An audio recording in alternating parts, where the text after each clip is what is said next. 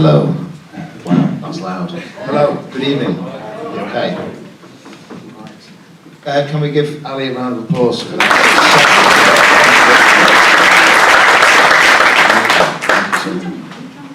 No, you're all right. That's good. You're pinky out, aren't you? There you go. How is everybody? Everybody okay? Yeah. Thank you so much for coming out. Yeah. I'll introduce my mate, Ollie. Yeah. I've asked Ollie to come with, organise, film, and document, but also sort of act as a bit of a sort of foil, because I'm very much from the band thing, and Ollie is very much from the session world. So we can give a little bit more of a balanced and up-to-date viewpoint of the industry. That's the plan. That's the plan. That's good. Hi. Hi. Right. No. So we've got a few questions. So some of these are quite arts council based, being a creative mind. Right. But yeah, first off, Brit Award or Local Music Prize, which one are you most proud of? I'm actually most proud of Ivan Novello. Yeah, I didn't say Ivan Novello. I know. I thought I knew you were going to go. I know. I'm so cool, I've got Ivan Novello. I think Ivan Novello because it's for songwriting, and it's for, I think, the graft and the craft of songwriting, and we weren't writing songs to get rich or famous. I don't think anybody writes songs to get rich or famous, but I think if you have that kind of in mind, or if you're going for numbers these days,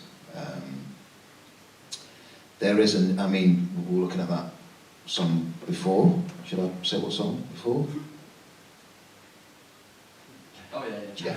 So there's a. I don't listen to them. This isn't. No. I mean, neither was a big fans.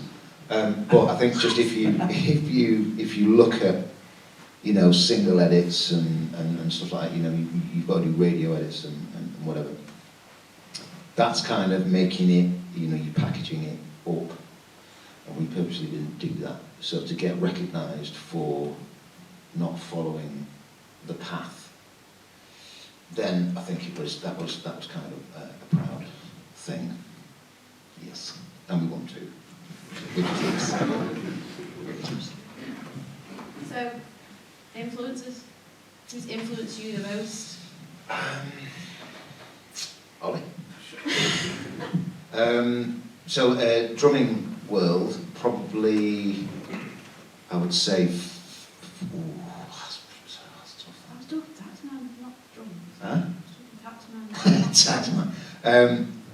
I mean, I don't know. I mean, it changes daily, and I think ever since I left the band, it changes daily. So when I'm sort of teaching one-to-ones, you're kind of looking at the student and what sort of what tunes might fit best to allow them to understand how best to teach themselves. And yeah, the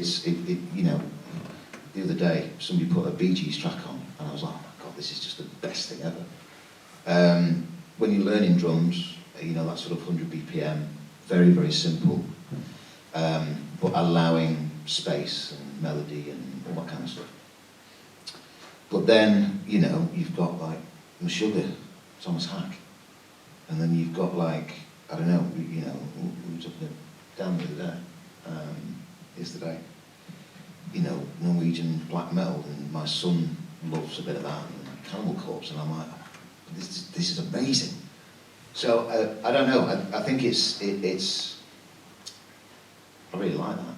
I think that it's just you've got to have a broad appreciation of. Never change over. Yeah. Always change. Yeah, it is. But I think if you find something that you really, really like, you know, bag it, but listen to as much as you possibly can. I think band-wise, you know, you've got bands like Talk Talk, which was that sort of paradigm shift in terms of allowing us to not have to write a 3-minute song or in the format to make it more digestible for other people, because you don't know. If you write for other people, you're kind of in the wrong game. You've got to obviously write for yourself, because you've got to love that tune, you've got to play that tune. Obviously that tune with Elbow, you know, we played it, you know, tens of thousands of times. So you have to emote and you have to enjoy that song. You know what I mean? You've got the Tom York thing with, what was it, Creep. You know what I mean? And they wrote the song, My Iron Lung, about Creep. So, yeah, it's, if you're lucky enough to do that, and you're lucky enough for that song to resonate with a lot of people. So yeah, it's, yeah, probably say Talk Talk, and then AC/DC. Yeah. AC/DC. Yeah, exactly. So, being in a band with your mates, what's the hardest, you know, what's the hardest thing about being in a band with your mates? But then, what is it? The longevity of being in a band for such a long time. I think it's remaining mates. No, it's, I don't know, because like we were talking today, it's not work. It's not defined as work. You know, I remember when Pete said to his girlfriend at the time, just before we were going to go on tour, and he said, you know, going on holiday. That kind of didn't go down too well. I've made a couple of sour boobs, really. And it's weird, because you're doing something, from the outside looking in, this is where it gets a bit sketchy, because, you know, we had friends who were outside the industry. I think, you know, you're grafting, you're working 9 to 5, kind of 9 to 5, do you know what I mean? And it's hard. I only knew this when I came out of the bubble, do you know what I mean? And it looks to all intents and purposes as the perfect existence. And, you know, I mean, it can be, but it is really hard. So how you balance that, what people see, you know, because, you know, Guy was sort of saying it's the longest standing democracy in the business. And when you know that it wasn't, it's like, it's kind of hard to keep the smile on. So I think it's like any relationship. Do you know what I mean? It's communication being the key. And I was, you know, before I left, I was at fault for not keeping up communication, saying I'm not really feeling it. What can we do about it? Do you know what I mean? I was making, you know, kind of mistakes left, right, and centre. Personal life, mental health, not looking after myself so I could do my job properly. So again, it's like anything. You know, you want to do it and you want to make it fun and productive, and you want to graft. So you've got to kind of keep up the communication. Oh, that's really good. It really goes into the next question. I'm like, it's slotting into this. It's like, Never done this before. Yeah, it's like, it's like it's been planned.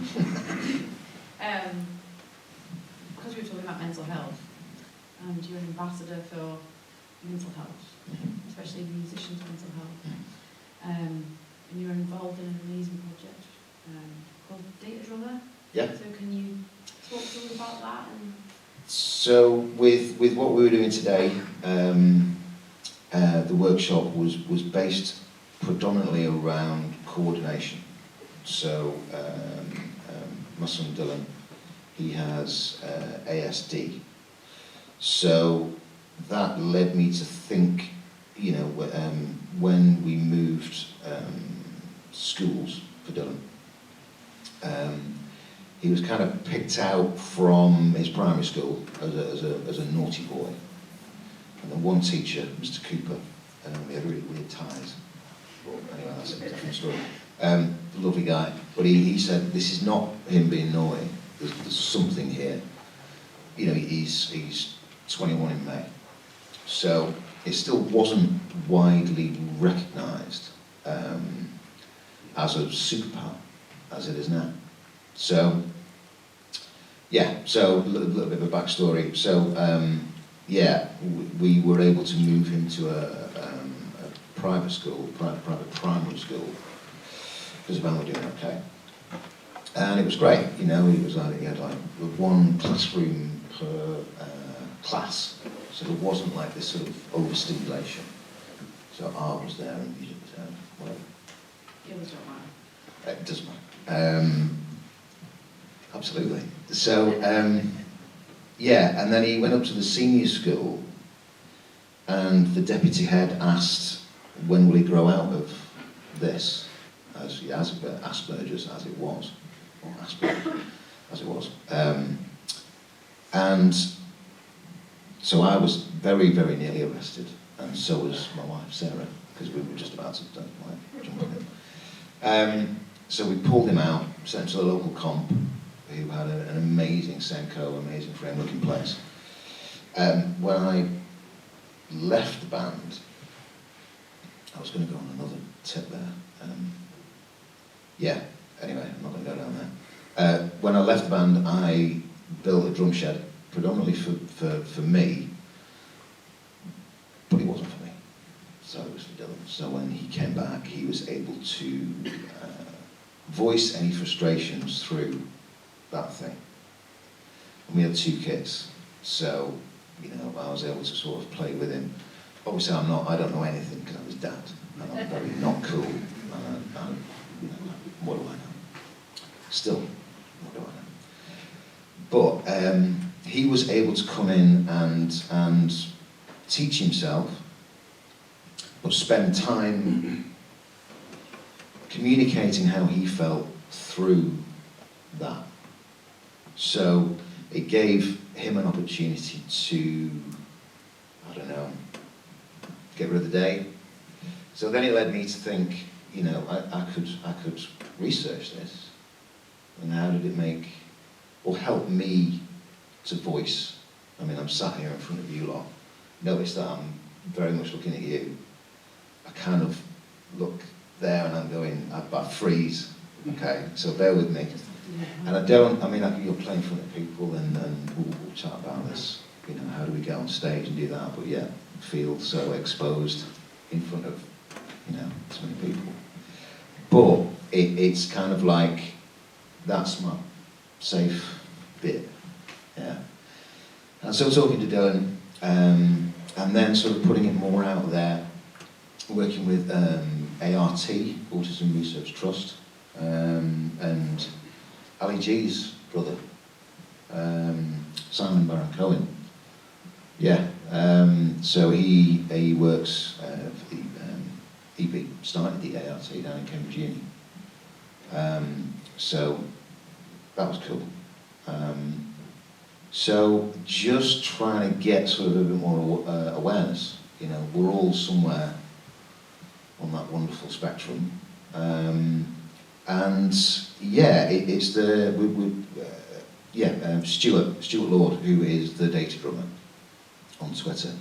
He sort of DM'd me and said, look, you know, you're talking about neurology, you're talking about plasticity, you're talking about, you know, a new skill. So any new skill, that they thought that sort of plasticity of the brain stopped around 22, 23. But obviously it goes through life. You know, you build on new sort of neurons and whatever.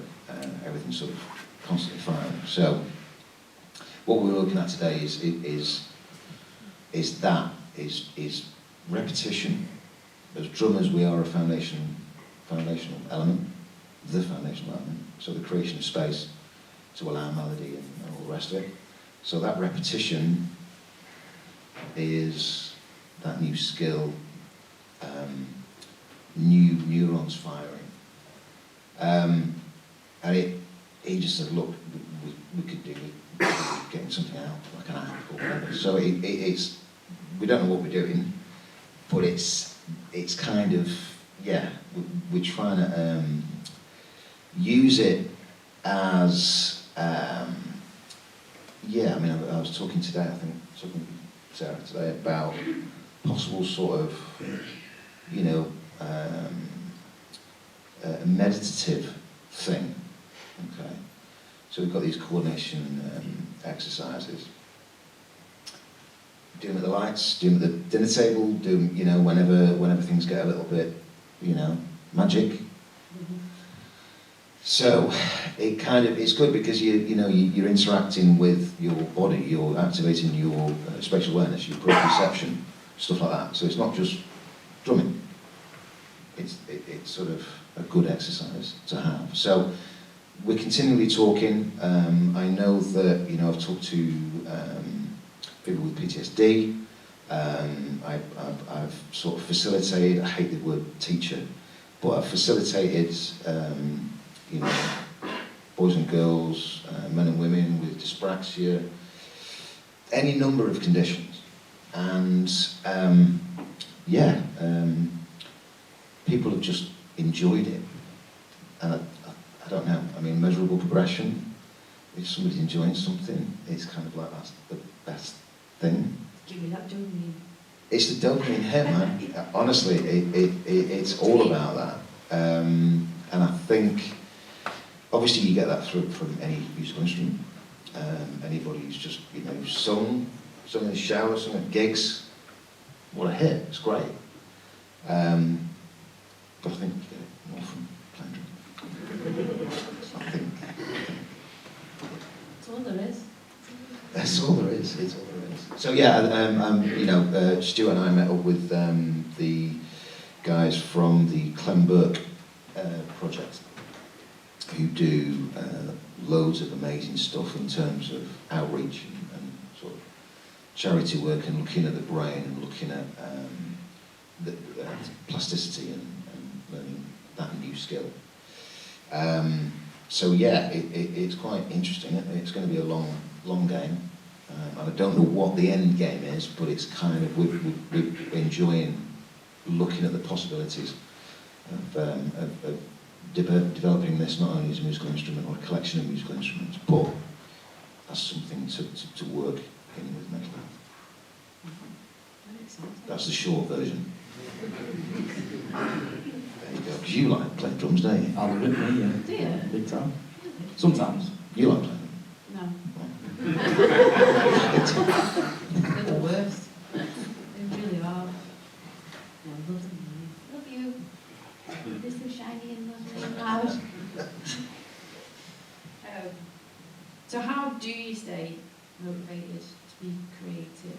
You know, do you exercise? I know you talk about meditating and getting into that meditative state, but I, as a drummer, I get to that meditative state whilst playing, and I'm like, whoa, back in the room. Back in the room. Yeah. Back in the room. I don't know. I mean, it's. Yeah, I mean, it's finding something that you don't see as work. Do you know? I've been lucky enough, and I've worked hard enough, and I've been lucky enough to have had that first career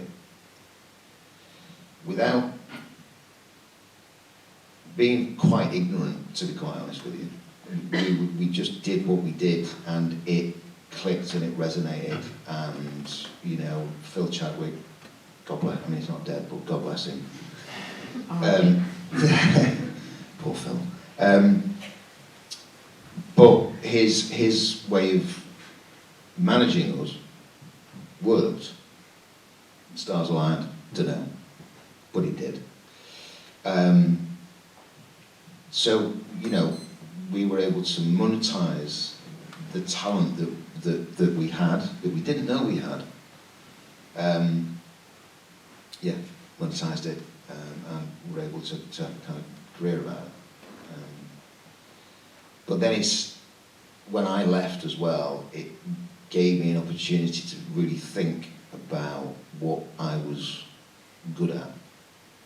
We were never encouraged to go, I'm good at this, when you're in the band, because you're from a very small satellite town, and it's like you don't do that. Don't big yourself up. But I was able to big myself up and actually think, no, I can do this. I mean, even today, I'm like massive imposter syndrome. You know, I mean, this guy is like, he's a real drummer. No, I know, bear with me. But it's like, it makes me want to do it more when I see another drummer, you know, and other drummers play. It's like, it makes me happy, and I'm one of them. I know that seems a bit like, hey, I'm just one of you guys, but I am. One of us. Yeah.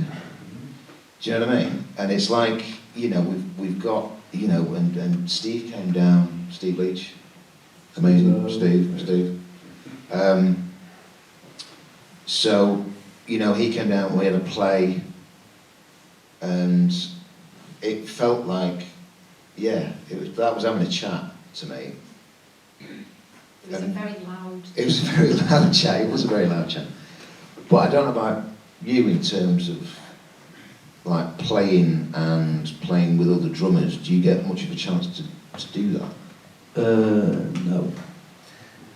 That was the first time today in a very long time. Was it? Yeah. How did it feel? Great. Like I say, it was weird. It was like a... I don't know how to explain it. I think the only other like opportunities similar are places like the UK Drum Show and London Drum Show, but as I was chatting with Steve, a lot of the time it just becomes a big, yeah, let's see who can play the best in front of everyone else. Whereas like we were just sat, the three of us, and Ali at points when you join us, playing like nothing. Intimidating at all. Intimidating at all. Yeah, we weren't playing anything really, were we? But yeah. It was class. Yeah, it makes a change to playing with different people that just see you as the dude at the back. Yeah, yeah. I think it's important when I do a workshop, especially for people who've only just started playing the drums, or it's been a year, or even a couple of years, 3-4 years. I kind of do it for 6 or 8 people, so it's kind of easier on me. But it actually makes me, it keeps me much busier. So we had 3 drummers here, or 4 drummers here, playing on kits, and then we had 3 drummers on pads downstairs, and they work with tennis balls as well. So you're looking at that non-dominant, I don't know if anybody's done that as a kid, so you just bounce the ball against the wall, do you know what I mean? And you've got to catch it with your non-dominant, throw it with your non-dominant, catch it with that. And it's great hand-eye coordination.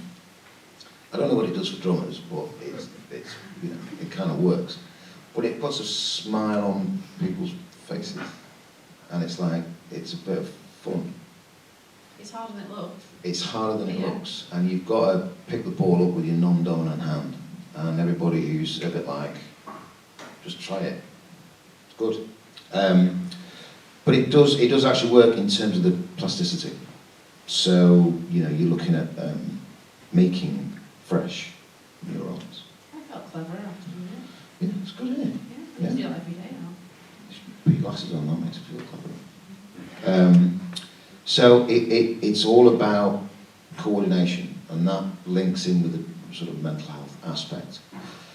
But it's when I leave the drummers up here, it's nice because I can hear them, and they kind of, with Olly's help, stepped in there for me, but they kind of do it themselves, And I don't know of any other instrument. I'm fairly ignorant.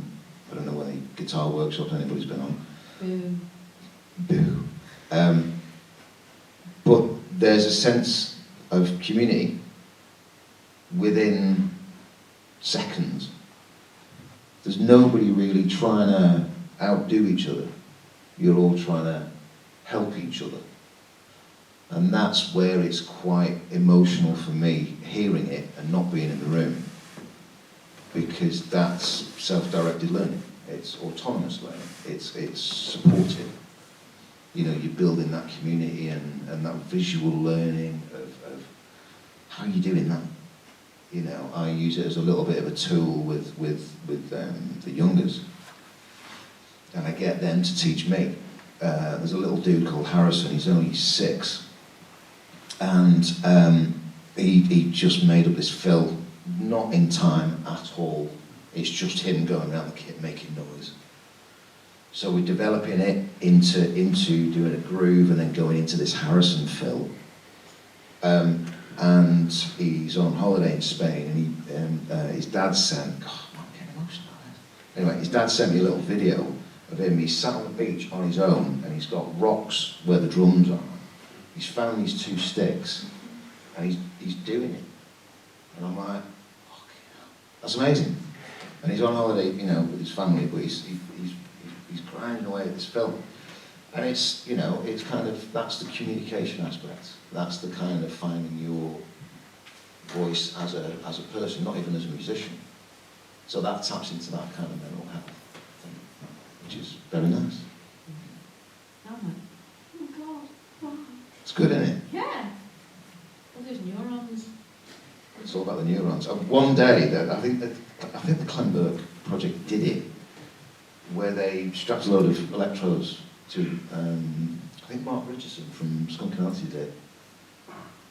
Strapped a load of electrodes and then sort of put his brain on a wall, and it was like, what is happening in the sort of hypothalamus, amygdala, and whatever. Where are these sparks coming from? So yeah, I want to do that. Can you make it happen? We can do it here. Yeah, leave it with me. Yeah, it's all right. Leave it with me. Great. That's tomorrow. Is that lovely? Yeah, we'll have that tomorrow. Yeah, so now we're going to go to random questions. Like random questions, like when I was doing some research. Yeah, when I was doing some research, Okay. I found out that you were asked to do like a Weetabix advert on the top of a mountainside. Alex and I haven't heard of this. Because I'm We not was chatting with Vic yesterday, why didn't you tell I us? know. Wheat flakes. Wheat flakes. Do you remember wheat flakes? No. They sound good. Who remembers wheat flakes? I think you made this one up I haven't made it personally. up. Not a single person. Yeah, Weetabix. Not a single person. I think they were trying to rip off brand plates, weren't they? And There was a bit of contention between the two. Well, right, okay, Weetabix tell advert. us about the Weetabix That on the was- mountainside. We had the offer. It was £1 million to do this advert for Weetabix, but we had to go on a mountain and have the Bon Jovi kind of vibe, helicopter, yeah, all of it, and we didn't do it. I was gutted. It's a million dabs, isn't it? Yeah, but you love Weetabix as well. I love Weetabix. It's like, you know, full fat milk, bit of white sugar. So was it going to be for that song as well? No, it wasn't. This was like early days. Proper early days. £1 million in 30 days. Yeah. And that's when we really pissed off the publisher. Because the publisher was like, I'm crafted for this. It's like £1 million for you. It would have cleared your publishing, and you would have made some money. And like, no, don't worry, yeah. It's not cool. We're not fucking sounds, man. And we had it with Hugo Boss as well. They were offering us $750 for Grounds for Divorce. We said no. We said yeah. And I was like, got it. I'm gonna all of those mink slippers I've always wanted. And that drum key. Sugarfoot's drum key was £10 grand. 10 grand. Apparently so. Michael Jackson's live drum, you can do that. No, I didn't do the recordings, no. You didn't, did you? No. You're not sure before, did you? You were sure before, yeah. No, did he? Smooth Criminal, the one that was doing last night? No, we didn't beat it. Oh, he was on that Thriller. He was doing Thriller. Mate, honestly, he's been creaming that in. But yeah, he's got a 10 grand drum kit. He's got cheaper options starting at 150 quid. But still. Yeah. I think you get a chain with it. Yeah. To keep it. That's not gold though, that's just a little piece of string or something. On for the 10 grand, or just for the Probably extra. 150? Probably extra. It's 24 carat. Sorry, sidetrack. Were your bits? Were your bits? Were your bits? Back to me, obviously. It's all about me. Ladies and gentlemen. Thank you very much. Yeah, Hugo Boss. Grounds for divorce. We all said yeah. And then somebody went to the pub. And Was it you? no, wasn't me. And was convinced that because Hugo Boss had designed Those uniforms. that we shouldn't do it, and we shouldn't be affiliated to it. And then who got it? Who did it? Massive Attack. The most political. It was ding, ding, ding, ding, ding, ding. Yeah, that one. Angel. Chris Hemsworth. Every day's a school day, I'm just... Do you know what I'm saying? Yeah. Not better. Wow. Yeah. Did you, in yours is a film score, or did I dream that? Don't think so. I think you did. We did the, which one? Oh no, he's going to IMDb See, it now. throw that back, didn't IMDb it, quick, IMDb it. We did the final, see this is it, this was the montage thing with Elbow, do you know what I mean, with the tune. That song. And we always said about Team America, Team America? Do you want a montage? We weren't carrying on continue that on. No. Yeah. Hell yeah. Yes. Yes. Yeah, so we did a few of them. We did the Olympics thing. Yeah, We got it. I'm reading stuff about Call of Duty here. Yeah. What's that That all about? was good. That was good, that. What do you mean? So in the night, not in the night garden. That's not Call of Duty, that's Black Ops. Black Ops. Sorry. No, it was something in the night. I can't remember. I didn't know my own tunes. Yeah. The night will always win. A lot of words here. There's a lot of words. Give me a second. There you go. The night will always win. That was on. Yeah, it's a good tune. That Don't, it makes me cry. makes me cry. Made me cry looking at the Call of Duty Black Ops In the Night Garden. in the night. Imagine that. That's a film. Yeah, really, yeah. In the Night Garden, Call of Duty. Call of Duty. Drums by Rick Jupp. And that's how I. I'll do that. Yeah. So film. I don't think we did Yeah, so it's like Olympics. the Olympics. Coverage. Was that for the London one as well? Yeah. The BBC. That was That's on. the That's on. The big coverage. Little Steps. Yes. Wow. See, no, the neurons just need to Neurons get them firing. See. Yes. So that was really interesting. Working to time code, working to visuals, and trying to. We were trying to put it into like a 5/4 groove because of the.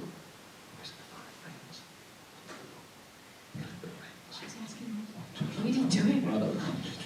No, 6/8 because it was 6 rings. 6 rings. How many Olympic rings are there? 5/4. We did it in 5/4 or like 12/8 or something.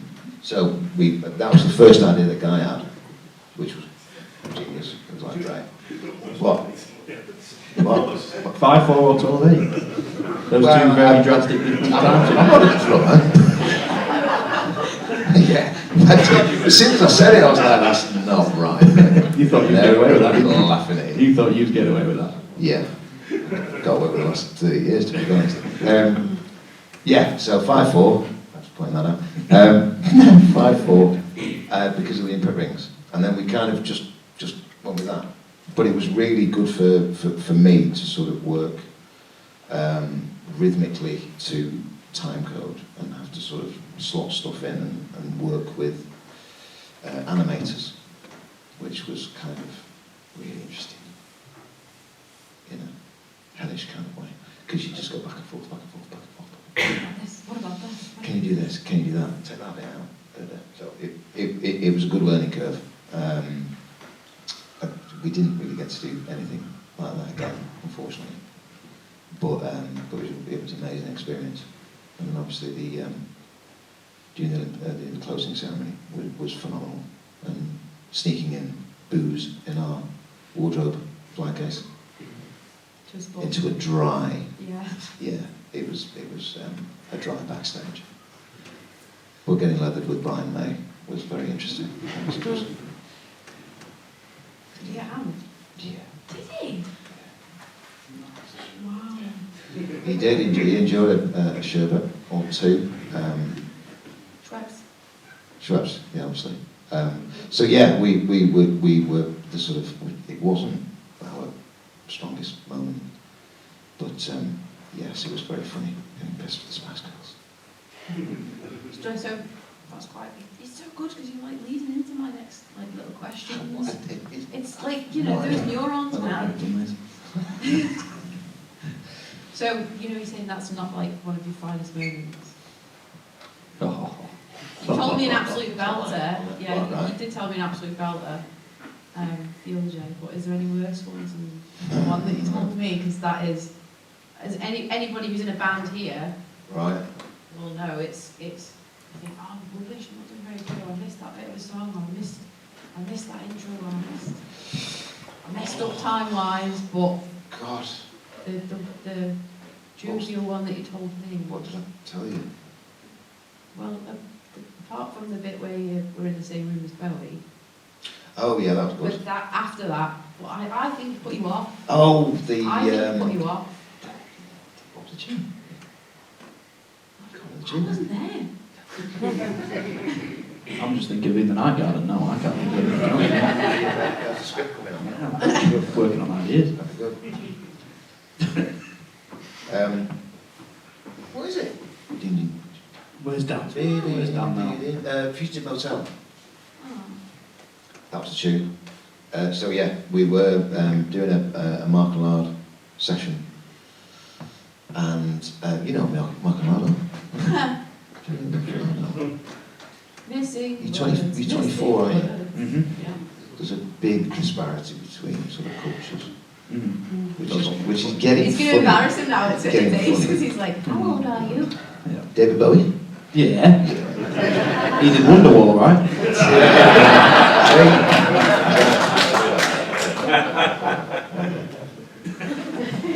Page of that one, isn't it? Page, yeah. Always this one. It's always that, isn't it? Oh, no, it's No not. paper. The back, the cat's out of the what?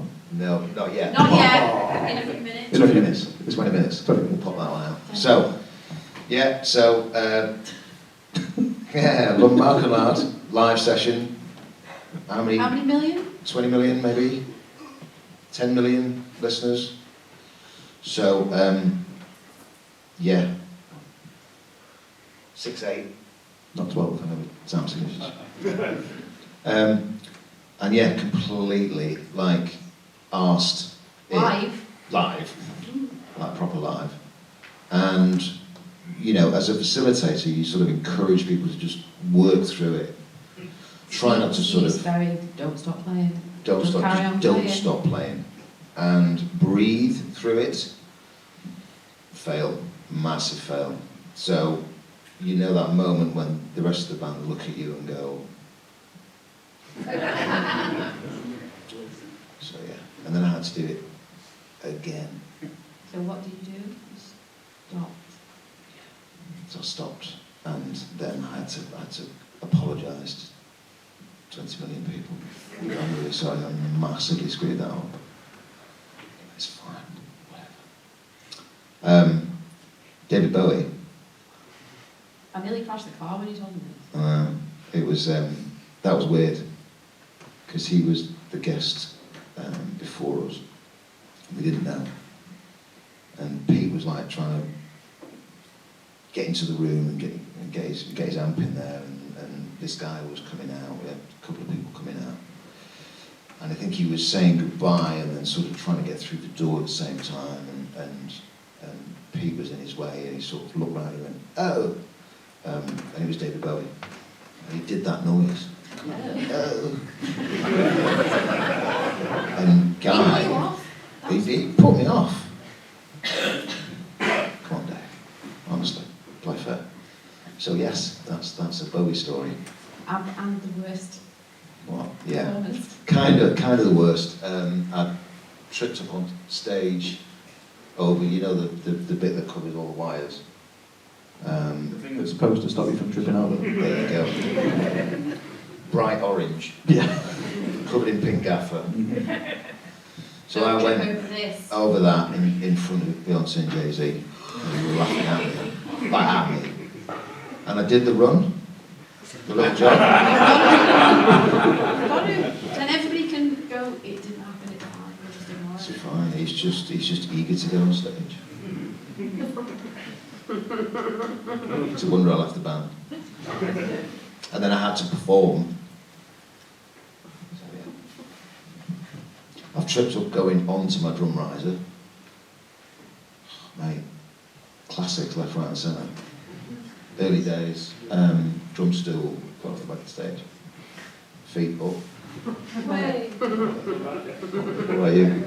Any climbers? Just that one the other day. In Manchester, I had a show, the last hometown show with the band that I was working with, and the lighting engineer turned up and went, "Well, I've not seen this desk before." So I knew it was going downhill from that point onwards. 2 songs of the set were in pitch black because it switched off. But for some reason the smoke machine was attached to the lighting desk, so next thing you know, I can't see shit. I'm choking, can't breathe. Luckily my tech kind of saw that I'd disappeared and kept running up with wet towels for me to like wipe my face. But yeah, I was close to passing out at that point. And he just left the venue very quickly afterwards, because I don't think he wanted to see any of us. But apart from that, I haven't luckily tripped up in front of Beyonce or Jay-Z, and I haven't messed up in front of 20 million, so it could be a lot worse, to be honest. Yeah. No, I'll take that. There's so many more. There's one that I'm not going to tell you. What? You have to tell us I now. know, exactly. I'm not going to tell you, but I can't. come on. A night of merriment on the bus, let's put it like that. Lots of merriment. And then we got to the festival, and it was a bit sort of Santana Woodstock, and the timings were wrong. And we were on stage earlier than we thought. And you know the track station approach, it starts with a shaker. I was shaking in time without consciously shaking the shaker. All you could hear was like a rain stick.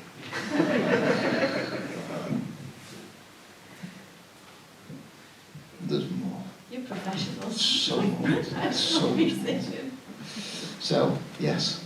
Next question. Well, this is another random. Okay. Because it's me. All right. Tell me about the Star Wars figures that somebody made for you when you played at Travel Back. Mate. Somebody made you into a Star Wars figure. Yeah. Yeah. Why? What? How did this happen? What happened? Guy called Andy, who that's his thing. You know what I mean? He's a proper Star Wars head, and he just said, "Can I get photographs of you?" So, because I want to do some Star Wars figures. So you were a tester? Yeah. I mean, what do you say to that when you've got your own Star Wars version of yourself? You haven't opened it, have you? No.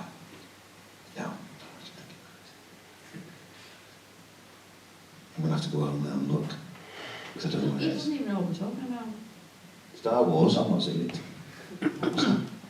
The message about Batman and Star Wars. Oh yeah. Just It watching went- Elio. Genius. It honestly, I It was rage, genius. rage-ridden. The one with Harry Potter that runs off with Indiana To meet Jones. Batman? Yeah, and I was like, No, I don't know. I'm having a heart attack. It is weird. It is weird when what I try and do with sort of when we're lecturing and stuff is getting people when they're performing and they're trying to improve their performance. The sort of staging, the lighting, the show, the performance element. So you do all this rehearsing, and then you do your gig, and it's quite it's purely subjective.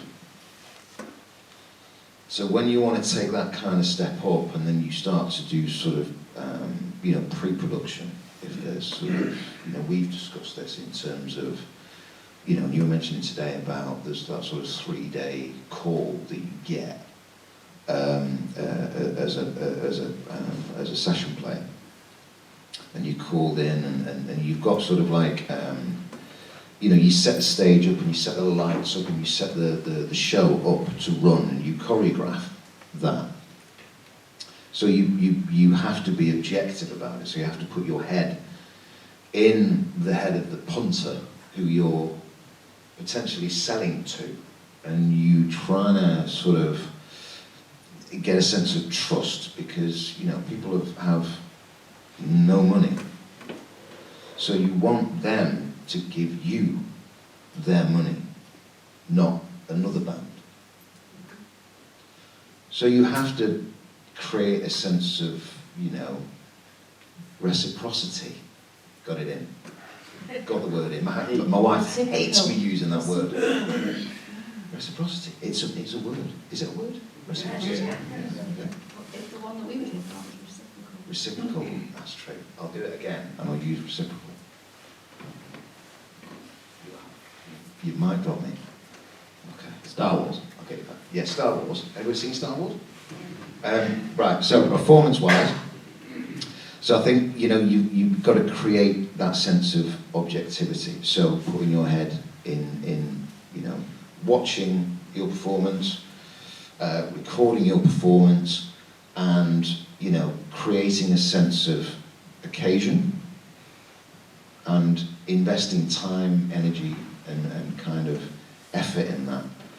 So when you're looking at something like, Andy Lith, I think his name is, doing that, you're seeing yourself from somebody else's perspective. It screws your head up. It really screws your head up. But I've actually used that as a good sort of example of there's a drummer called Dave Elitch who released a drum course called Getting Out of Your Own Way, and it links in really strongly with that sort of ethic of putting the most into your performance by ridding yourself kind of a sense of ego or ownership. When you've recorded something and you've released it, then it's kind of not yours anymore. And the more you do that, a lot of young bands sort of wait until they've got a producer, wait until they've got into the studio, do you know what I mean? And it's like, just put your stuff out, just record it yourself, invest in Logic, a couple of mics, a camera, use your phone, link it up to, a session on Logic, and become objective about what you're doing, so you understand how you can develop your USP, and that sound like USP, so unique selling point. So how you are gonna raise your head above the parapet of the billion other bands, artists, singer-songwriters that are out there. So what's kind of good about you? There's everything good about you, there's everything amazing about you. But if you understand that, then you've kind of got a bit more of a chance of doing it. And all that from a Star Wars video. It's not too bad. I think we're on comfort break time. Would anybody So that like a was comfort break? Comfort break. So we've got a 10-minute break now. You've got a 10-minute break. So And can you please get some answers? No, from him. No, get some questions. So you can ask me some questions. Yeah. After I've that. got, don't worry, we've got. I know you've got a few. But I'm just encouraging this sort of informal, relaxed thing going to play. You need to drum up some custom. We're done. It's gone, it's ended, I'm going. Got it in there. It's Brendan. Sorry, I've been thinking about that for at least 3 days. You've got it in. You've got it in there. The timing is All good. spectacular. Is this where I say the captain as well? You've been done there. Then I've got to figure it I'm out. going to come back and I'll make you play to all I can't even play to all. Yeah, I had to do it either to me yesterday. Play the drums now! Oh yeah, I did. That This was a isn't bit. intimidating at all! You've been torn. Can we thank Ali for organising this Thank whole you. thing?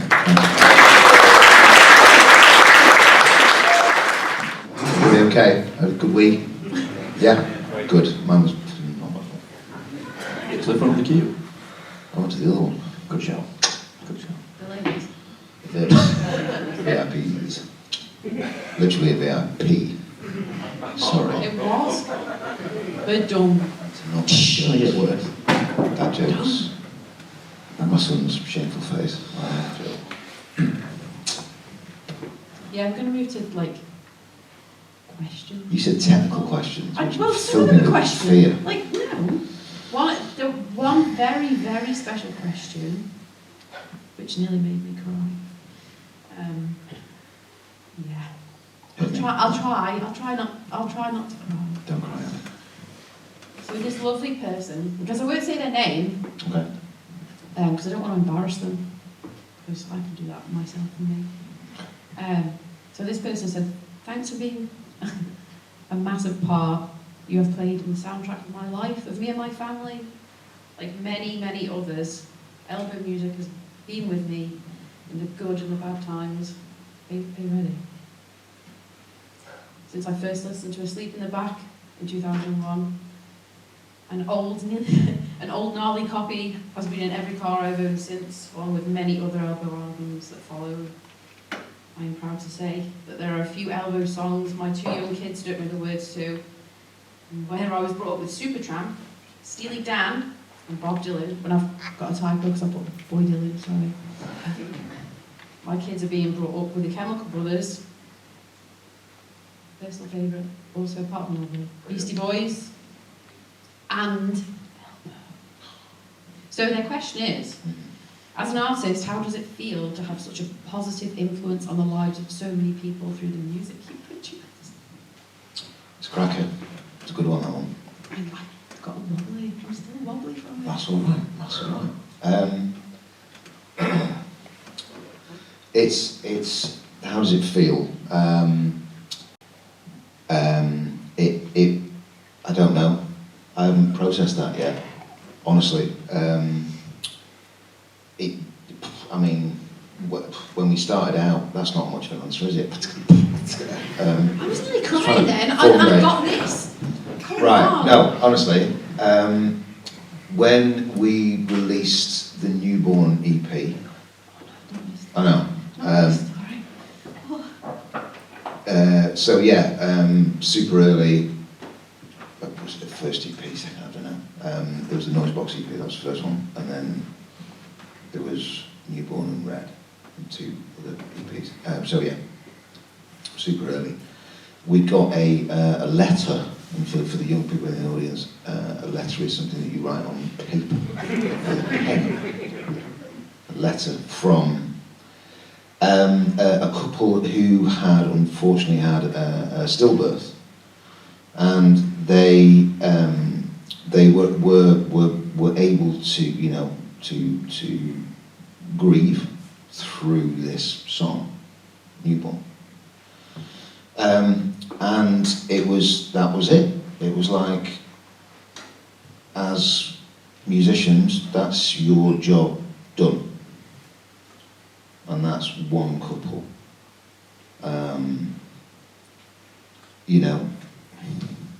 The worst thing.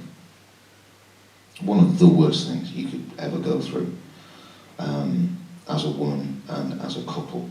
So, to have been able to do that is like you can't process that. How do you process that you've given somebody comfort during You don't. the worst possible time? You can only. I don't think you can, from my point of view. I don't think you can. You can assimilate some sense of that in your own journey when you have when you go through something that is profound, whatever it is, and you put a track on and you are able to vocalize, enunciate, mirror, whatever you want to say, your feelings, your emotions. Especially if to sort of talk or show any feelings is anathema to you. So, yeah, I think that's the only way you can. When about a week or two ago, 3 or 4 weeks ago, my son decided to leave the band that he was in. They had big numbers and whatever, and good things were happening or whatever, and he was just like, they're not ready to go out and play live. There was a lot of ego, there was a lot of triggering for me, but for him and his ASD, it was very hard. So, extremely proud of the fact that he was able to do that and have the courage to go, do you know what? It's not for me.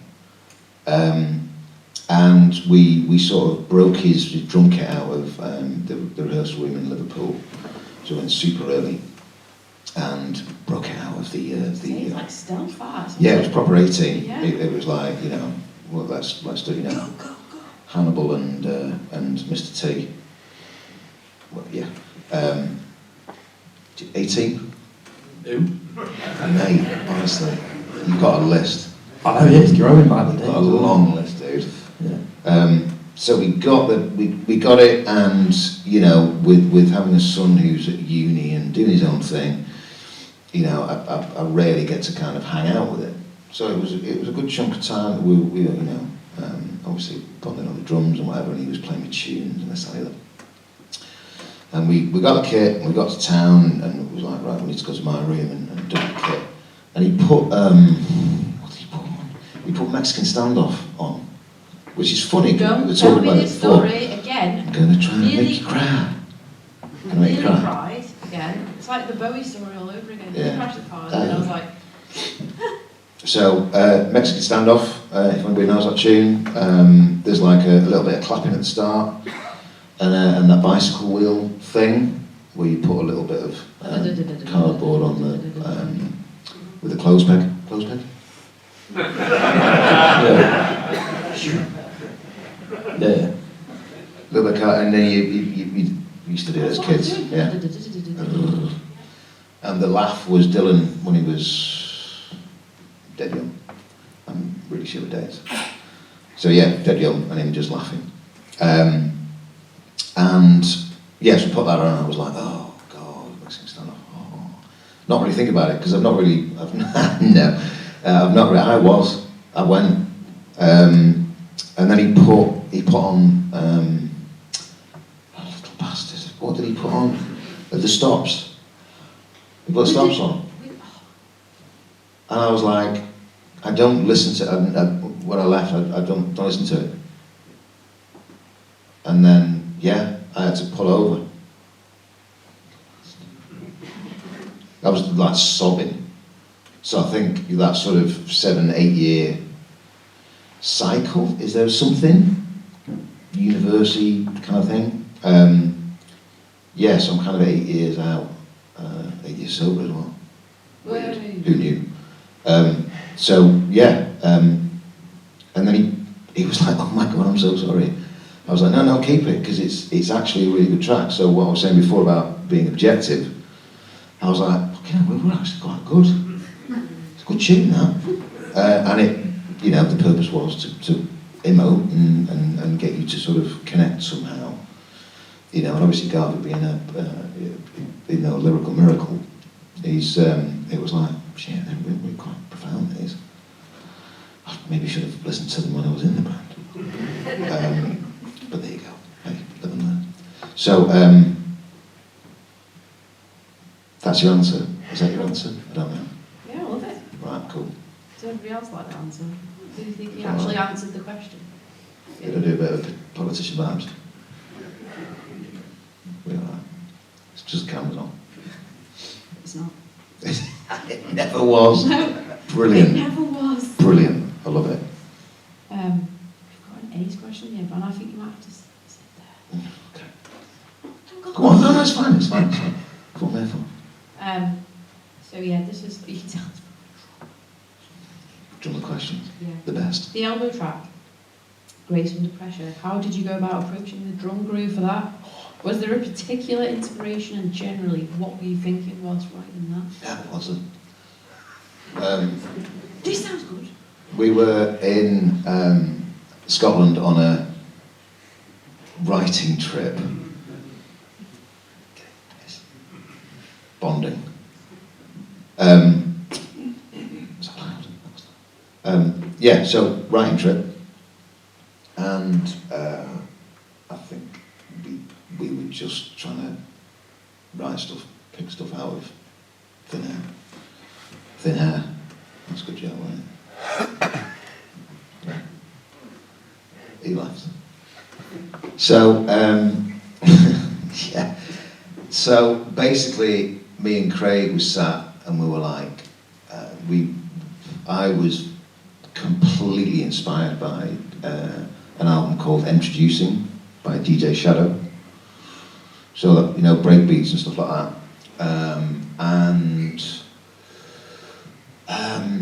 When we were in the studio recording Sleep in the Back with Ben Hillier, producer Ben Hillier, Red. So if I play, I'll play a bit of Red. Look at this, Valdunican. Anybody? Valdunican, there we go. He didn't even know who DJ Shadow was. Do you know DJ Shadow? Yeah. Idiot. Sorry, man. Sorry. I'm no idea. I'm moving because they're very loud. Yeah, they are loud. So, can I do... That's not going to happen, is it? Right. Who is that coming? Red.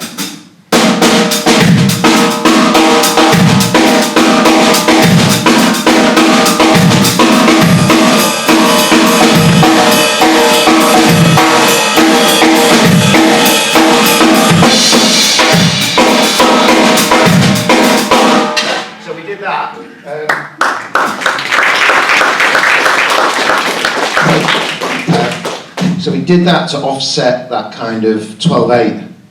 That was going to be the question. There we go. 12/8 into that group. There we go. To offset that, yeah, that kind of like sea shanty, singer-songwriter, no offence to singer-songwriters who sing in 12/8. But to offset that, because we put the push on the front, like James Brown. No. James Brown, we're good. So that's where we did the da. So we're pushing at the front, then we flip it 180 on the choruses, boom, da, yeah? So, inspired by my own, no, not my own drawing, inspired by DJ Shadow, that sort of breakbeaty kind of thing, we kind of sat and while drinking copious amounts of still water and eating fresh fruit daily on this writing trip, we decided to just record me playing something, anything, to a click. And I'm trying to remember, Grace Under Pressure, okay, because it's like a 15-bar loop. I was going to sing then, that's awful. Were you going to sing? No. Oh, can you sing while I do it? No. So, again, it was just being able and being worked hard enough and invested enough and sacrificed enough to be able to sit in somebody's converted chapel on the side of a freshwater loch in Scotland for a week to just literally dick about. Professional musicians, don't we? I'm giving the game away here, but I think if you kind of, it's really hard to do it now, and I don't say that lightly, because trying to facilitate others' journey into this thing called the music industry is really hard. Not as hard as trying to do it yourselves, but with Grace Under Pressure, God, right, let me try and play it. Would you like me to play it or not? Yes.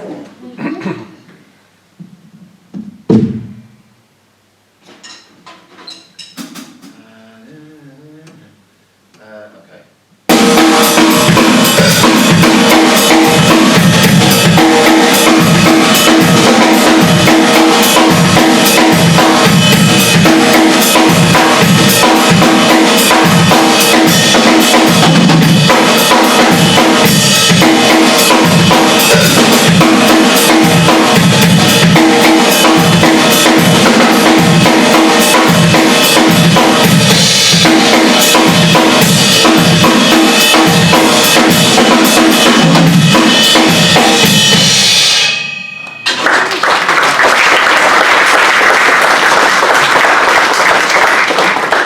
So, yeah, we kind of just played for, see how natural that was?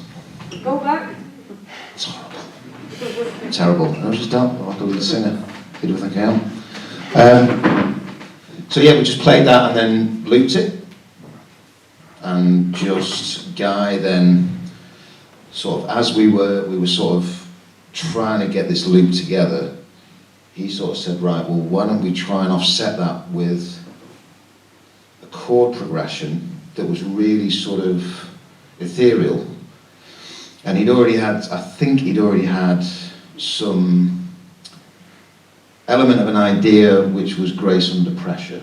So the chaos of the drum underneath and the sort of wonderful ease and simplicity of the chord structure over the top.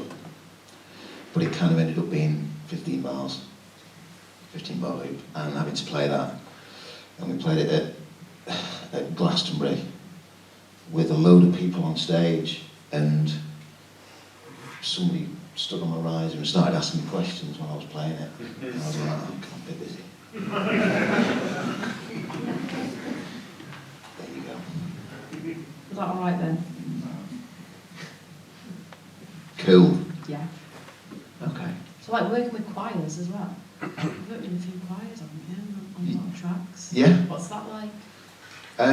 It's really weird seeing, it's amazing seeing Guy who wasn't, sort of trained musician, none of us are trained musicians, but him... You just said you were like a professional musician, thinking about. That's true. Oh. It's kind of a paradox in it, really, I think. But, yeah, with him understanding or hearing strange, weird harmonies and being able to put these sort of voices together on track and then assign them to choirs and string sections and orchestras and stuff like that. So, I was kind of a bit more of a witness to that. But yeah, I mean, he doesn't love chucking a choir in a fucking great big orchestra on it. Each tune, it's great. Really good. Next. What was it? Cats? I couldn't tell you. Cat's out bag or something. Cat's out. That's That's how how a a cat cat works. works. That's how a cat works. Yeah. That's when the conversation was awkward. That's Was it how- awkward, that? No. Was it not? No. All right. Now it isn't. Okay. It's when you Now it is. when you answer a question, that's when it's awkward. These people don't know what we're talking about, No, it's not. but that's how a cat Yeah, works. we have another question from Okay. a quality drummer as well, a local drummer. What is the biggest change you've noticed in the industry the rise of social media and Instagram and 60-second musicians? Good. What? You'd be a good one. Good question. I was gonna defer this to My colleague. my esteemed colleague, Olly Tandon. Can we have a round of applause for Olly Tandon?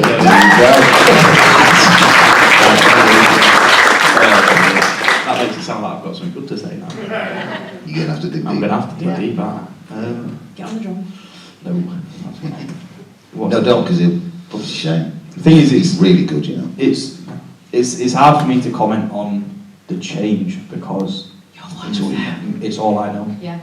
I've been professional, that's a big word, for 5 years. So, you know, that the whole time has been social media focused and put yourself online. So it's hard for me to comment on the change. But even in the past 5 years, the change is there.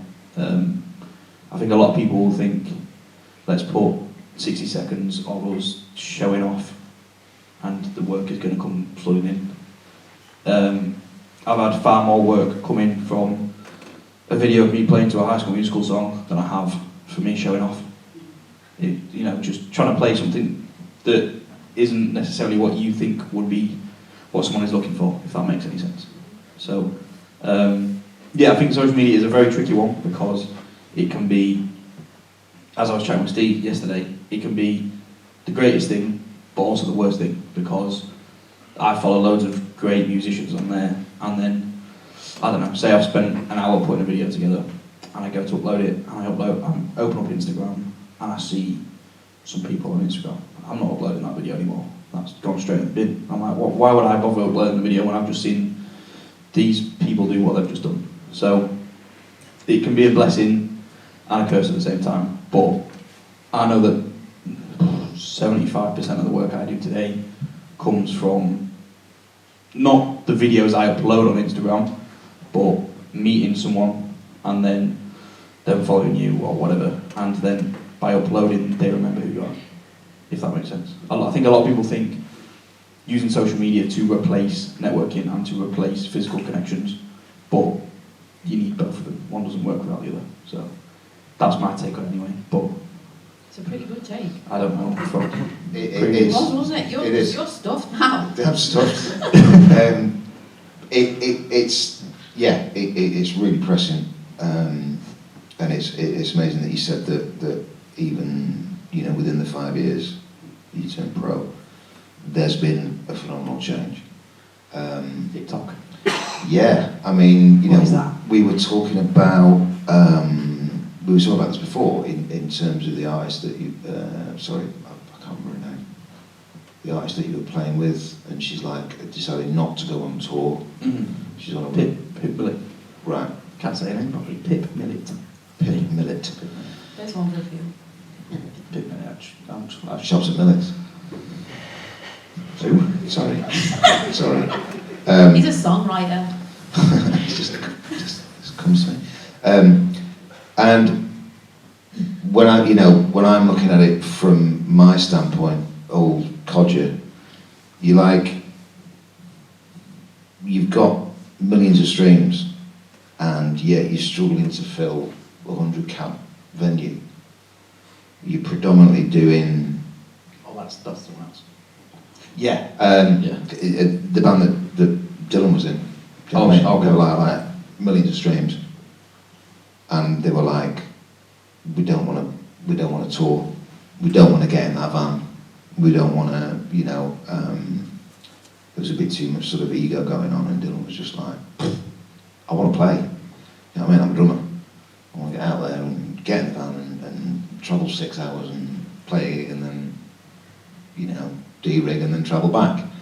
Isn't that the fun bit? It's hard and it's graft, but yeah, that's you showing off what you can do collectively as a group, and you support each other. But I think it's really interesting when Olly was talking about, that sort of numbers game. What do you put online? When do you put stuff online? And the disconnect between physical presence.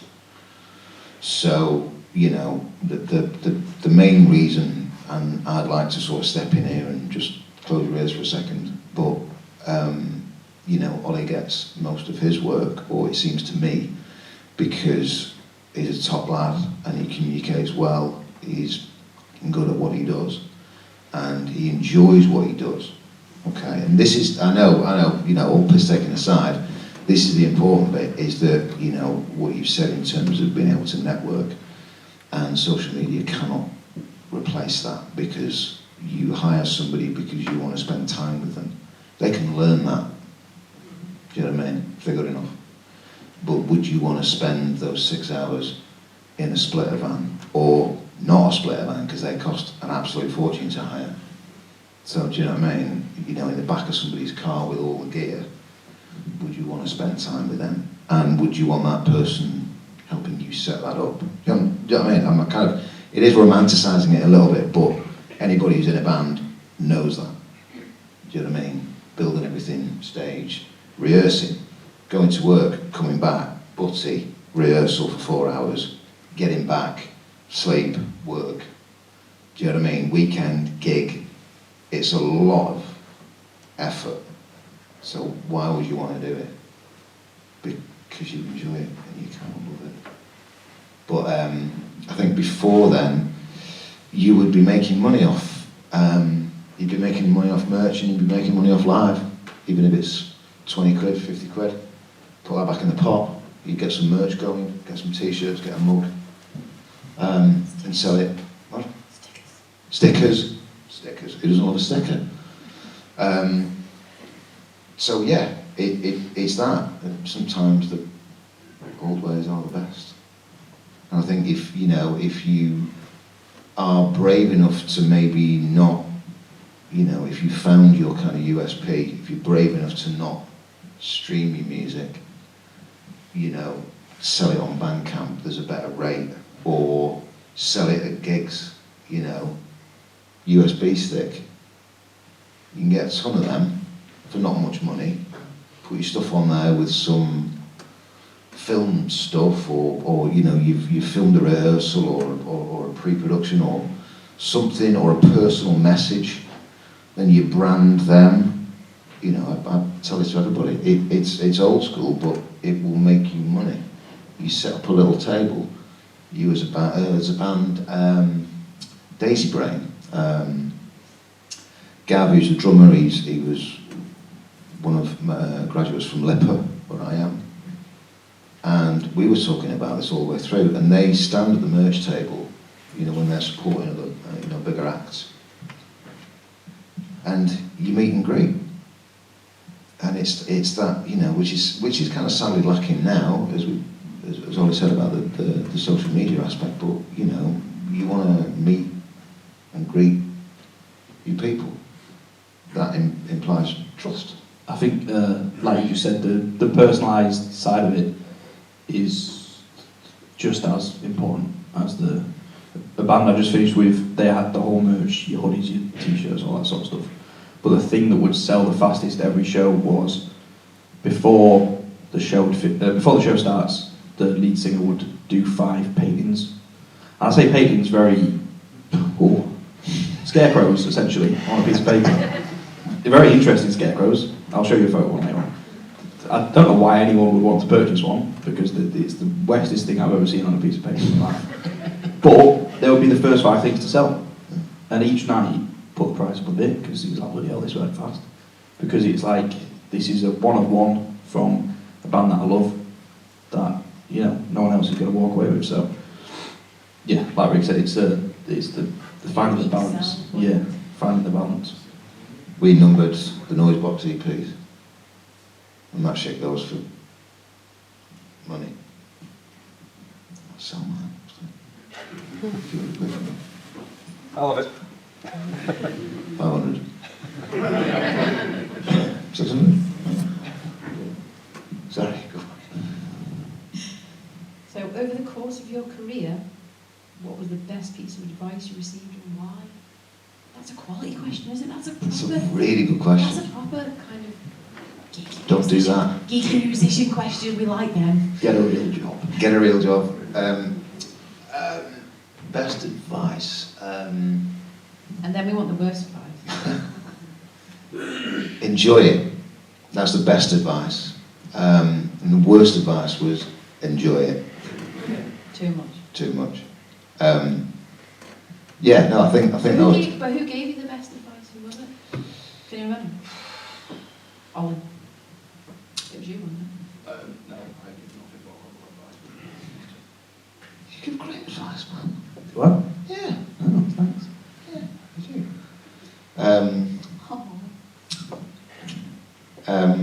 Did he wink? Did he? No, I didn't do anything You sure? to dilute that. Okay. I actually meant it. I'll take that. It feels weird being sincere. It does. Being sincere. It's freaking me out. Yeah, I thanked you, but I kind of went, thanks, Ali, for sorting this out. Brilliant. Very loud.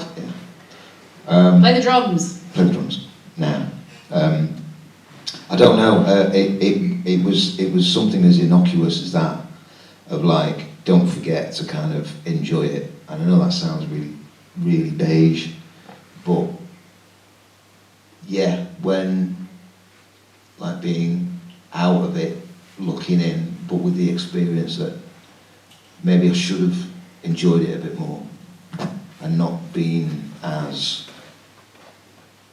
judgmental of me in amongst everybody else, because I think that was quite toxic of me. Do you know what I mean? Never, I'm obviously not going to talk about any other individuals, but I think we all were unable in many ways.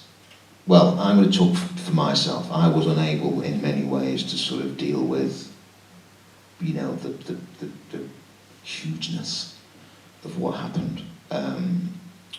Running alongside, Dylan being born quite early, not age-wise, because I think I was 26, so I was 28, but it was before anything happened. And I think it was hard, didn't it? I'm being really serious. I'm being really sincere. Professional musician. Fuck. I Really. don't ever have to hold one of these. I don't ever have to hold one of these. Yeah, you do. I don't know if I hold it properly, I'd keep He does doing podcasts. That's good. He does a One of these. podcast. That's hands-free McGee though. Hands-free McGee. Sorry, I'm not going to do that. Wow. Yeah, that was a bit bad, that one. Hands-free McGee. Hands-free McGee. Sorry. Have you Carry got on. Dining out for months. Didn't you pick you up? Who did? You did. Did I? Now. I'm saying Sorry. Hands-free McGee. Sorry, I wasn't part of this. it's Carry fine. on. Rick Jupp, ladies and gentlemen.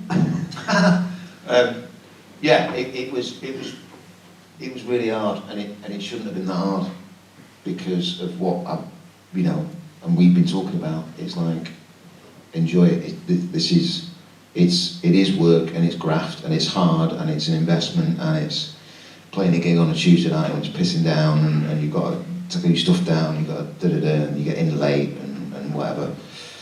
Or there's 20 people, there's 10 people, but you were promised 60 people. They just didn't turn up, and it can be shit, but you do it, you kind of find the right reasons for doing it. I think, yeah, as innocuous and beige as it sounds, maybe I could have just enjoyed it, but that's with the benefit of hindsight. So I've got to kind of understand we were doing the best that we could at the time with what we were dealing with, and then suddenly it was like, fucking hell, I'm playing arenas, and we did, Glastonbury with 180,000 people, and then you're winning awards, and suddenly you're like, what's going on? As amazing as it is, maybe I should have just.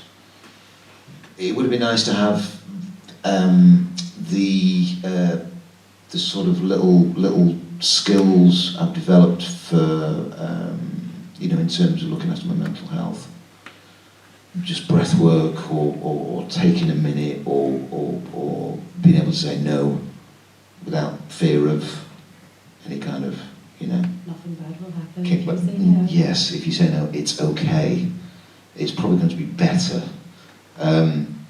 So yeah, that would have been good. But I don't know. I think just enjoy it. And again, I will shut up in a minute. But being objective about it.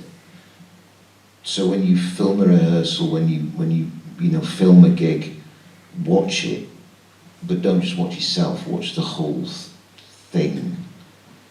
Become a bit more getting out of your own way.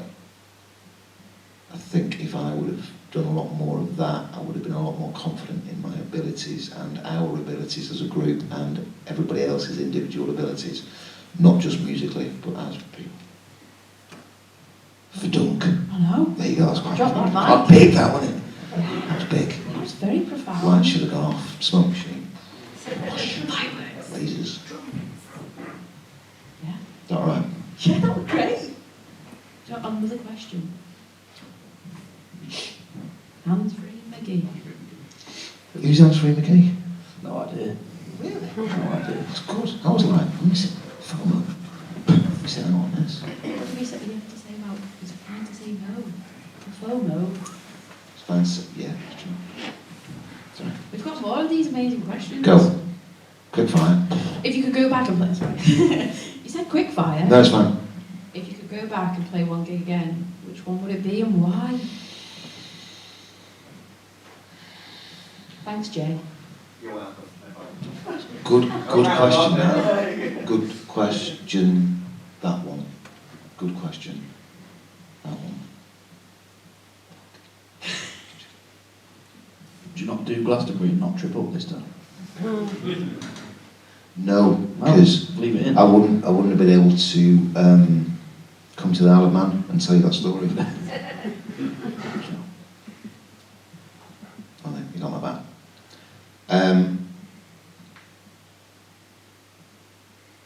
It looks like I was going to sing then. I know, yeah. It sounds a bit, Shit. yes, twatty. But I don't think I would change any gigs. What about the cathedral one? Are you seeing the cathedral with the big silver strip? What about that?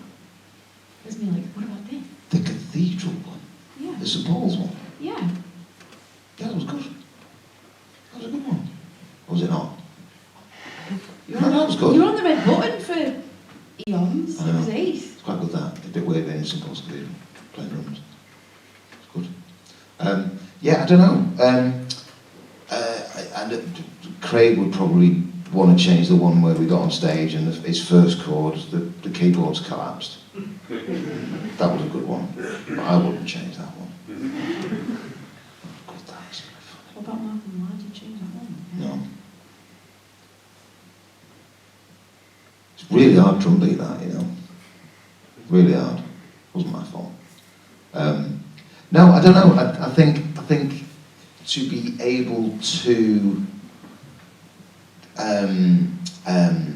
successfully, I don't know, to be able to be in a position to be able to facilitate somebody else's learning, it's got to be experiential.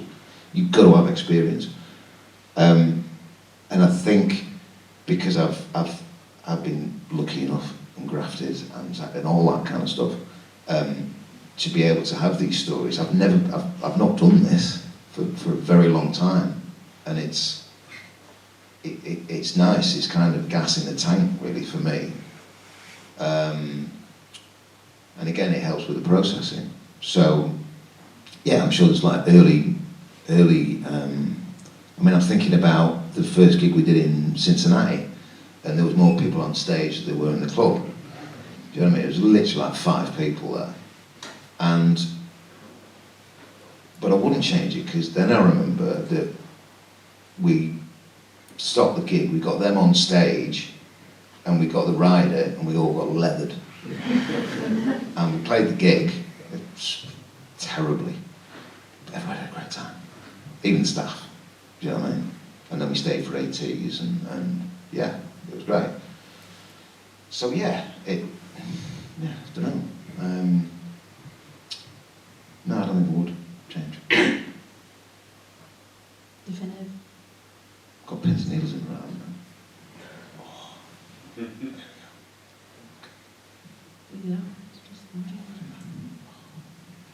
Are you going to play when I come? No. Oh. Maybe. I'm not going. Go on. Next question. Yeah, next question. We were going to go out to the audience, see the audience. Great. Weren't you? Yeah. Go. 'Cause Who's on got the- a question? He'll be like, he'll shout at you. On the wee break, everybody's sort of scudding down, thinking pensively about questions they want to ask. Ollie? Me? No, questions they want to ask you. Oh. Anybody want to ask Ollie a question? Yeah. No. Yes. No, it's not mine. It's Ricky's thing. It's Ricky's thing. Sorry, I ain't got my specs on, I can't see anything. Alright. What's your favourite High School Musical song? Yes. Get in. This is the real stuff. This is it. What's my favourite to listen to or what's my favourite to play? Yes. Yes, for both. Both. Both, okay, yes. I like to sing to get your head in the game, you know? It's a game changer. Tune. Big tune. And I like to play Stick to the Status Quo. If you don't know what that is, please go and do your... No, okay. This is our time to shine that we've got no Yeah, here you idea. go. I don't have any clue whatsoever. I only know that. Is that High School Musical? Yeah, this has been me all weekend. I haven't had a clue what you've been on about. It's a lonely place. It is. I I'm can glad only you're here. apologise. Welcome. Come on, High School Music. HSM. No. That'd go down as one of the most embarrassing things I've ever done. Play High School Musical in front of a room full of people. That's for pre-show warm-up, that. Pre-show warm-up. But I appreciate the question, thank you. Yes. When you first started out, I think it was before you even became elbow, it was 1990 or thereabouts. And then you became elbow in 97, I believe. Yes. When you originally signed up to Ireland, Mm. and then Universal took them over and basically kicked you guys into the long grass. Yep. What lessons, as far as keeping the management sort of in-house, did you learn from that experience? We were at, very good question, terrifyingly accurate. Looked at me as if I was going to go, No. yes, that's correct. No, my toes are going in. I remember when we got the news of it's game over, it'd been dropped, and we, honestly, we were playing frisbee. I mean, come on.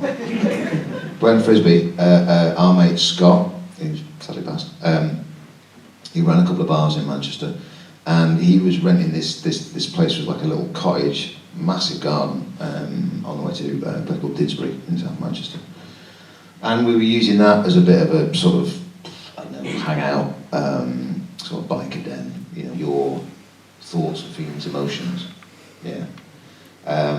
The session that I did recently was for a band called Skinny Living, who were looking at different producers who to use the record. So Danson was one of them, so Danson invited me down.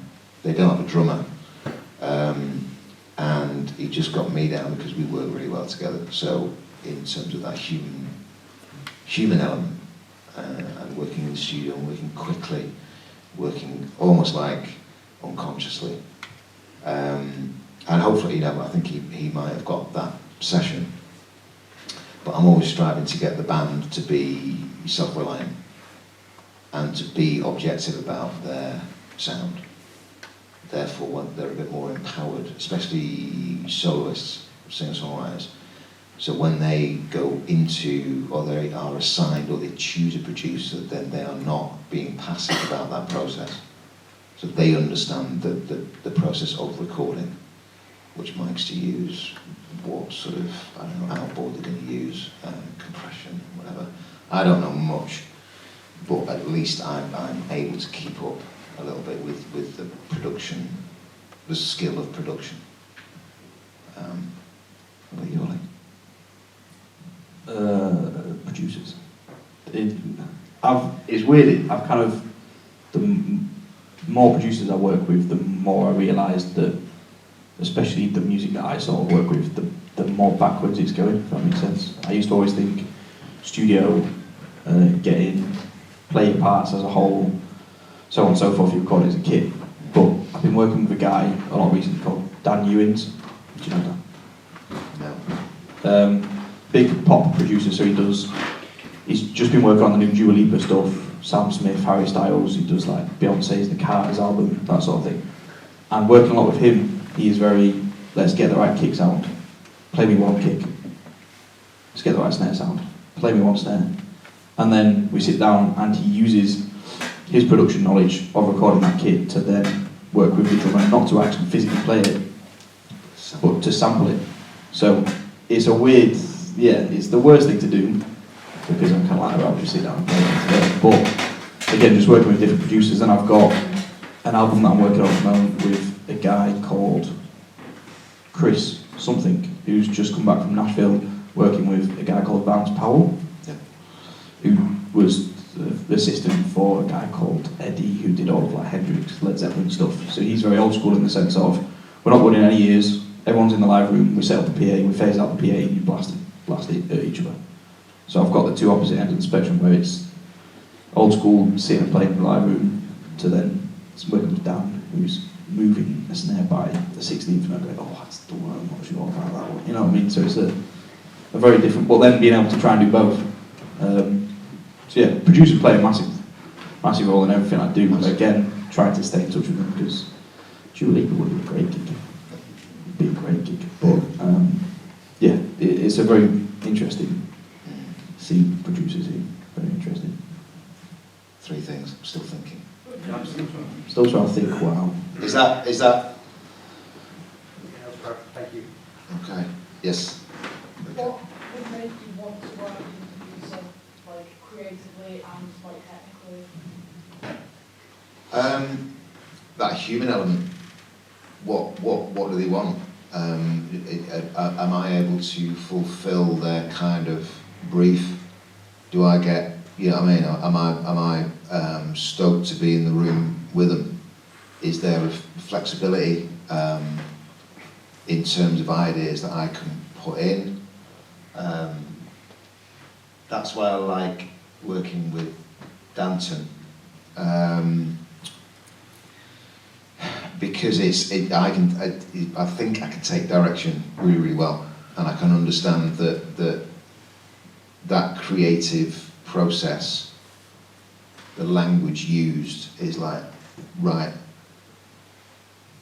don't sort of push back, I want it to sound like this. And I like that, those parameters being in place. But then it's the sort of unconscious thing of like, right, well, I kind of know that if I do this, then it's going to make them go, oh, I wouldn't think of that.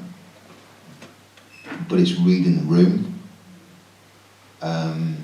What kind of bugs me at the minute is that there's a lot of people who say they want to be a producer, and you go, well, what do you think that means? And they go, well, they're producing the band. I'm like, well, okay, so do you, what else do you think that means? And it's like, there's a craft and there's an organic process to it. It's not just like, it can be like that, where you're taking one shot. So you don't have to pay for samples, but you pay a drummer to get an original velocity hit, their original snare drum. It's a bit weird that, but I mean, it does make sense. You're part of that process. You're part of the kind of, I can't hear what they hear, so you kind of got to leave it up to them. But if it's just the way they sell it to you, I think that would make me want to work with them. So it's all balance, essentially. Yeah. Between both of you. Yeah. Even if they say, right, I want it like that, but you know, it's in a way that yeah, okay, well, I'll pay you that much, and we'll do it. Right, fine, let's do that. yeah, I don't know. I think it's kind of nice to be in and out for me at the minute. So a producer would say like, right, okay, come down, we've got 5 hours. Again, the other day, that Skin Living one, it was just like one track. Set off at 5 in the morning, drove to London, washed it out, didn't really know the track, listened to it a few times, because I knew Danton would walk me through it. That's the way it would work. And it was a really enjoyable process. Met the band, how you doing? Great. What do you think of this? Great, fine, cool. Not so sure about that bit, don't think about that bit. Can we just, great, right, done. On my phone. So that's kind of a new experience for me as well. But I think it's all about that human element of what you want to get out of each other. But again, I'm lucky enough to have that experience and have the elbow tag on it, so they know they know more about what I can do, as opposed to me knowing what they can do. Does that make sense? Yeah. So yeah, but if they can communicate that, great, let's do it. And pay me. That I always think of that, Heath Ledger, Batman. If you're good at something, never do it for free. There you go. Yeah. Well, on that note.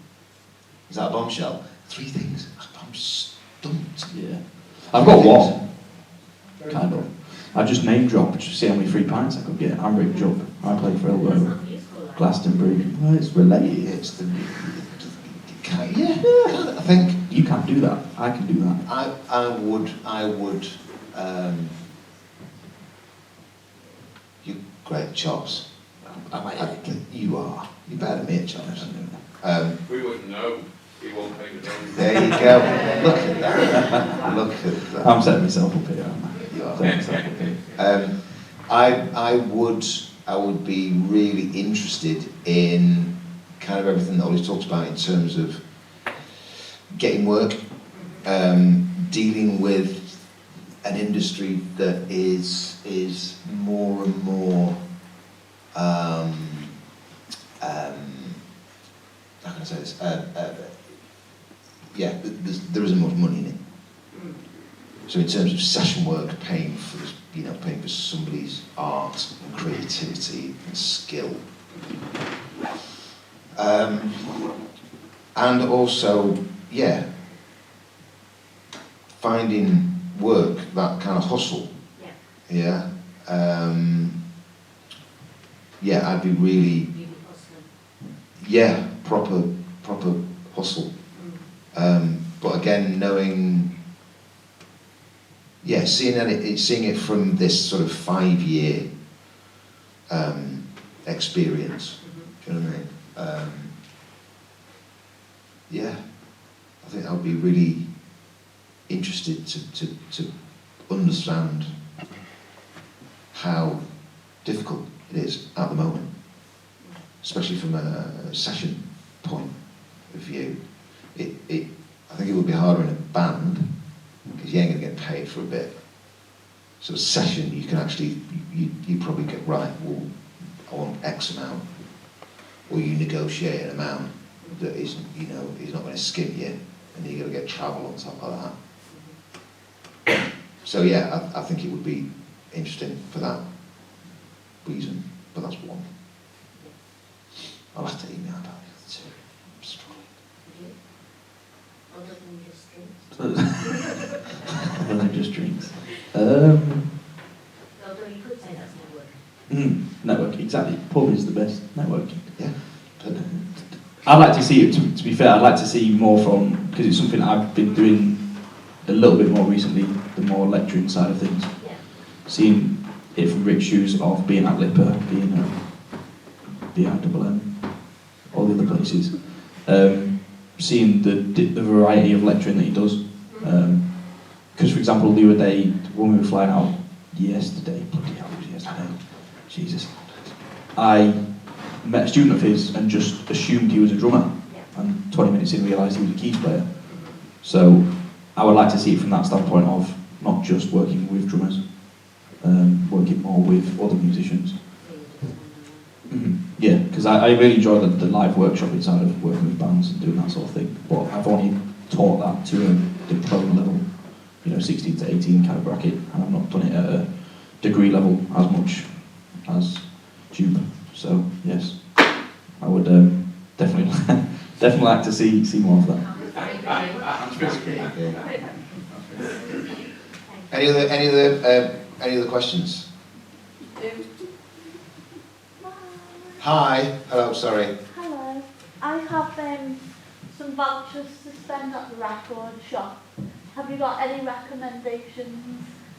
Like your absolute favourite thing to listen to? Ollie talking. My favourite thing to listen to. Get a Stevie Wonder record. Get Yeah. a Stevie Wonder record. Get a Stevie Wonder. Elbow. You should do that. I'll get some PRS then. Are you it doesn't really matter, but are you a musician? Are you a... I'm not, no, I'm just I collect records. You're one of those wonderful people who buys music. It's great. I'm listening to a lot of Yusuf Days at the minute. So drum, jazz, fusion-y kind of stuff. I like Joey Waronker, who was Beck's drummer. He did the first tour of Atoms for Peace. So Flea and Tom York, them kind of vibes. That's really good. I'm listening to a lot of, and don't judge, a lot of solfeggio frequencies, 528. That's really helping me with anxiety. Listen to, what's it called? The podcast with, what's it called? That's not a record, but it's dead good. Hang on. Jason, Smartless podcast with Jason Bateman, Sean Hayes, and Will Arnett. That's dead good. What else am I listening to? Hang on, I'll consult this. The Tool, they're really good. Fear Inoculum, that's great. Bit of Tomish.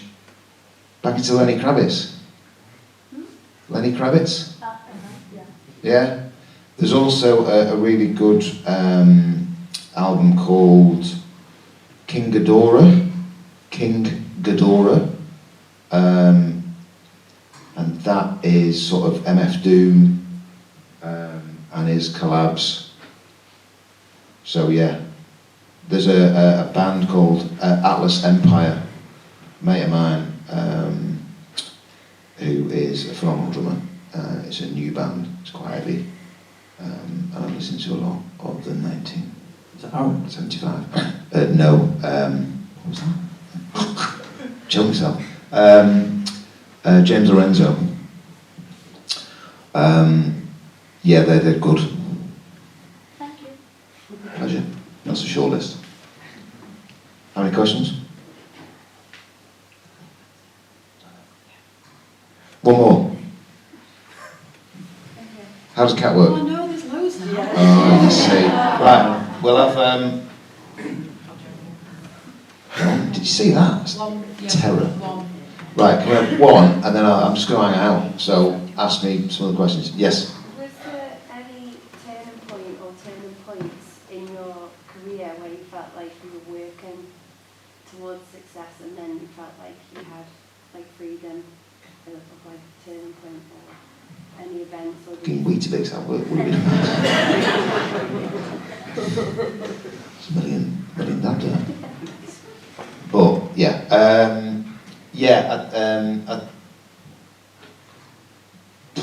when we were writing the song, as we used to joke, the greatest hit album, so it would just be one song, one day like this.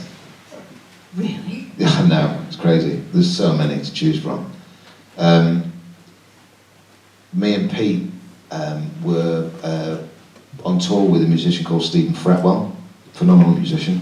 Man on the Roof was one of his albums. Amazing. Record lady, Man on the Roof, Stephen Fretwell. And why have I got my arm in the air? So we were on tour in Brighton and mortally hungover. And Guy and Craig had been up all night writing this tune, and they'd sort of whittled it down to this riff going dun dun dun dun dun dun dun dun dun. We're just going to do dun dun dun dun dun dun dun dun dun dun dun dun dun like that. And Guy was like shouting this down the phone to us, like super frothed. Wow. It's an in-house. Like really stoked, like this is great, and me and Pete were just like, and I was just like, oh, I'm just going to follow that with the drums, kick, snare, kick, snare, easy money, and Pete was like, I'm just going to follow that, right, great, cool. We got back, and then we all played it together, and I was doing like 16ths to it and mucking about. Trying to add to it really, because I couldn't just sit there and go, I'd be like, it's taking the piss, this. So I just sort of feathered it up a bit. And then it was just like, it started to snowball, and then put the lyrics on, and it was like, we thought about the strings, and when the strings came on, and it was like, actually, it's very much not shit, this. And then people were listening to it and getting feedback from family and friends and mates and whatever.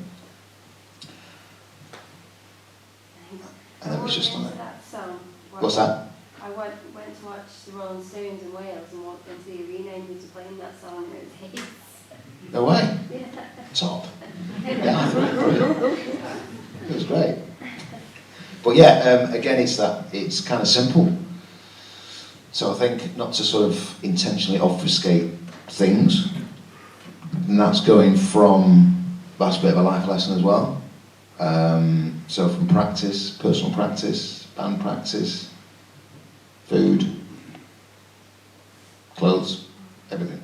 It's trying to keep it a little bit simple and not kind of overworking it. That's a bit of a life lesson there, for us all, I think. Well, is that it? Thanks, bye. Thanks everyone. Did everyone enjoy it?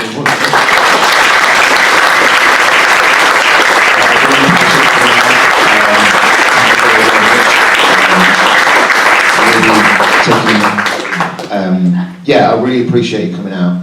Thank you so much. And can we again say thanks to Ali and the team.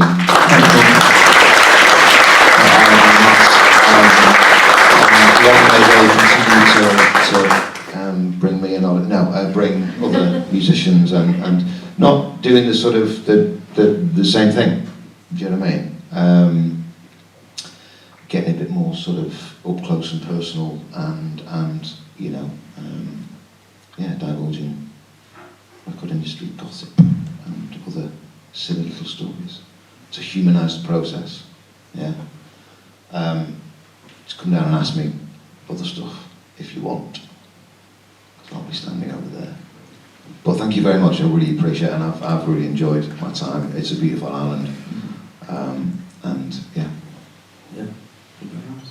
Very nice place. Very nice people, very nice place. Wonderful. Despite not knowing where I am.